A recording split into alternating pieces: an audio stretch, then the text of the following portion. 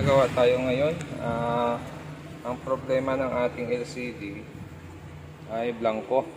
May backlight pero walang display. So, tinanggal natin yung pinaka-panel natin, pinaka-LCD natin. Tapos, chinek natin yung salamin niya. So, may napansin tayo rito. Itong side na to ay nasunog. Oh. Ayan, oh. Kita nyo ba? Sunog yung polar. Ayan.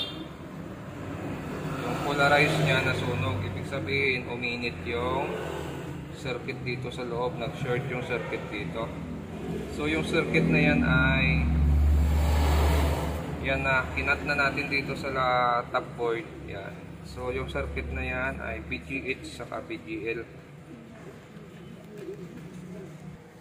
Okay, so ito yung nasa labas na side, yung nasa labas na yon, yung nasa capacitor, yan yung BGL natin. Tapos yung nasa loob, yan yung BGH natin. So nakaputol na yan dito, pinutol na natin, kinat na natin. Kasi nga short na yung dito sa salamin niya. Yan. Kung hindi mo kinat to, walang DC to DC siya. Hindi siya nagkakaroon ng DC to DC. Nagsa-shutdown yung DC to DC natin kasi nga may tama na yung salamin dito. Yan. Yan o, nalusaw na siya. Yan. So ginawa natin, nag-bypass tayo ng BGH saka ng BGL. Papunta yan doon sa may side cup natin. Yan. So yung side cup nito, ito siya. Ito sa taas natin ay BGL, yung sa baba natin ay BGH. So nung naglagay tayo ng bypass na yan, nagkaroon na siya ng display yung ating LCD. Yan, no? Yan, meron na siyang display. Kaya lang nakabaliktad tong unit natin.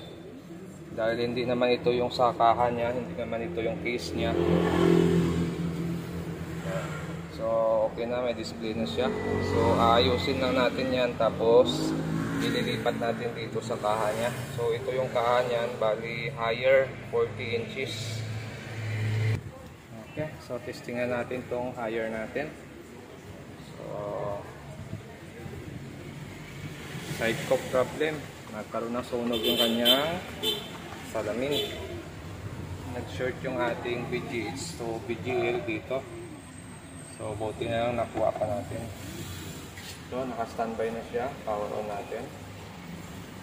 Yan. Okay, so lumabas na si higher at normal na siya. Ang problema ay mayroon tayong